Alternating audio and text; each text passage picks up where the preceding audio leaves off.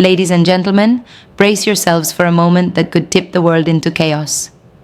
Today, in the tense corridors of the White House, Ukrainian President Volodymyr Zelensky faced US President Donald Trump with a desperate plea for Tomahawk cruise missiles, lethal weapons capable of striking deep into Russia's heart. Ukraine is teetering on the edge, its cities shattered, its people displaced, and its survival hanging by a thread in a brutal war that's gripped the world's attention. The stakes are astronomical and the clock is ticking. Russia has vowed to hit back with unimaginable force, potentially even nuclear weapons, if attacked by US-provided Tomahawks. The fallout could be catastrophic, with entire nations in the crosshairs. Which countries might Russia target first? Will this spark a global firestorm?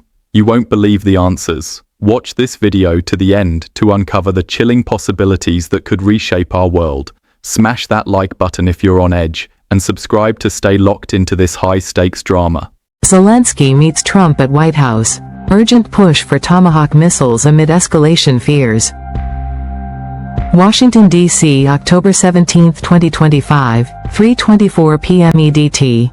Ukrainian President Volodymyr Zelensky met with U.S. President Donald Trump today in a high-stakes working lunch at the White House, pressing for the transfer of American Tomahawk cruise missiles to strengthen Ukraine's defense against Russia's ongoing invasion.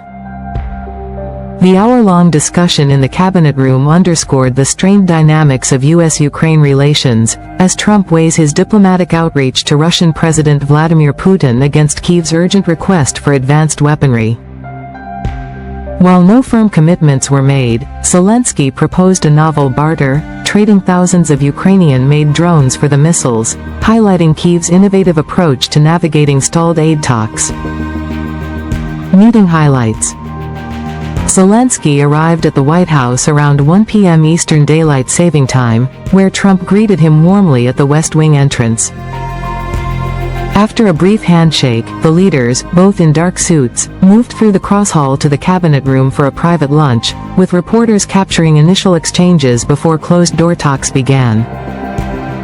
Zelensky was direct in his pitch, emphasizing the strategic importance of Tomahawk missiles, which boast a range exceeding 1,000 miles, 1,600 kilometers. He argued they could force Russian concessions by enabling deep strikes into Russian territory without depleting U.S. stockpiles, asserting, "We need the Tomahawks. They can strengthen our position." He also praised Trump's recent success in brokering a Gaza ceasefire, suggesting it creates momentum for ending the Ukraine war. President Trump has a big chance now to finish this war. Trump, however, was cautious, prioritizing diplomacy over arming Ukraine. He told reporters, "Hopefully they won't need it. Hopefully we'll be able to get the war over without thinking about Tomahawks," and stressed that the U.S. requires its missile reserves for national defense, noting, "We need Tomahawks for the United States of America, too. We have a lot of them, but we can't deplete for our country." He expressed confidence in negotiating an end to the conflict, praising both Zelensky and Putin as doing a great job, and proposing a double meeting summit in Budapest within weeks, rather than a full trilateral meeting. Trump's hesitancy echoed a recent October 16 phone call with Putin, who warned that supplying Tomahawks could escalate and prolong the war. In a bid to sway Trump, Zelensky proposed exchanging thousands of Ukrainian-made drones for the missiles, leveraging Kyiv's drone warfare expertise. "We can work together," he said, suggesting a mutual benefit. Trump responded positively, chuckling with Vice President J.D. Vance and calling it a fair question when asked about selling the missiles. Pre-meeting discussions with Ukrainian defense firms like Raytheon, Tomahawk manufacturer, and Lockheed Martin underscored the proposal's preparation. Context and background. This marks Zelensky's third White House visit since Trump's January 2025 inauguration, a relationship marked by past tensions. Their February meeting escalated into a public dispute, with Trump calling Zelensky a dictator without elections and halting some munitions shipments. Recent phone calls and Trump's Gaza ceasefire success have eased frictions, but challenges remain. Zelensky's Thursday agenda in D.C. included meetings with energy executives and Congress to push for air defense systems, as Russia's recent strikes have crippled 60% of Ukraine's gas production and left over 1 million Kyiv households without power. Trump's America First stance has seen him delay Russian sanctions and Ukrainian aid while engaging Putin directly, including an inconclusive August summit in Alaska. Defense Secretary Pete Hegseth hinted at incoming firepower before a NATO meeting in Brussels, though Tomahawks weren't confirmed. Putin, meanwhile, has claimed Russia's dominance in nuclear energy and warned that Tomahawks would strain U.S.-Russia ties. Potential outcomes of Ukraine receiving Tomahawks. Supplying Ukraine with Tomahawk missiles, capable of striking 1,550 miles, could reshape the Russia-Ukraine war, but it carries significant risks. Militarily, Zelensky views the missiles as essential for deep strikes on Russian targets like military bases, supply depots, and command centers, potentially even Moscow. With the U.S. holding around 1,000 Tomahawks, Ukraine could disrupt Russian operations, force troop redeployments, and gain leverage for negotiations, possibly hastening a ceasefire if paired with its drone capabilities. Trump, however, warns of escalation, a concern echoed by Putin, who has called such a transfer a major escalation that could prompt intensified Russian attacks on Ukrainian infrastructure or nuclear posturing. Deploying U.S. Typhoon launchers for the missiles could also entangle American personnel, risking direct U.S.-Russia conflict and broader NATO involvement.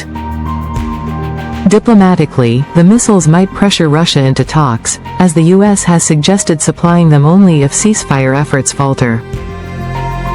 Yet, they could prolong the war if Russia doubles down, straining U.S. alliances and resources while fueling domestic debates amid the ongoing U.S. government shutdown. Globally, other nations might seek similar arms, shifting power dynamics. The leaders' stances highlight their divide. Zelensky sees Tomahawks as critical for pressuring Russia and insists U.S. production can meet both nations' needs, while Trump prioritizes diplomacy, wary of escalation and U.S. stockpile depletion. On peace talks, Zelensky leverages Trump's Gaza success for momentum, while Trump envisions a swift Budapest summit resolution, believing both sides want it done. Zelensky's drone exchange offer aims for mutual benefit, which Trump finds intriguing, seeing value in Ukraine's drone technology. Beyond missiles, Zelensky pushes for broader aid like air defenses, while Trump focuses on ending the war, with NATO promising more firepower, reactions and implications. Zelensky left optimistic but without a deal, telling reporters, "There is momentum," and Ukrainian officials see the drone for missiles proposal as a pragmatic pitch tailored to Trump's deal-making style. In the U.S., Trump's supporters on X praised his peace focus, with one user stating, "This is why millions voted for him. Peace in Gaza, now Ukraine," while critics, including Democrats, slammed his Putin call as madness and capitulation. Internationally, Putin downplayed the Budapest summit's feasibility, citing unresolved logistics, while NATO allies remain cautious. If Tomahawks are approved, they could shift the battlefield, but rejection may push Zelensky toward European alternatives.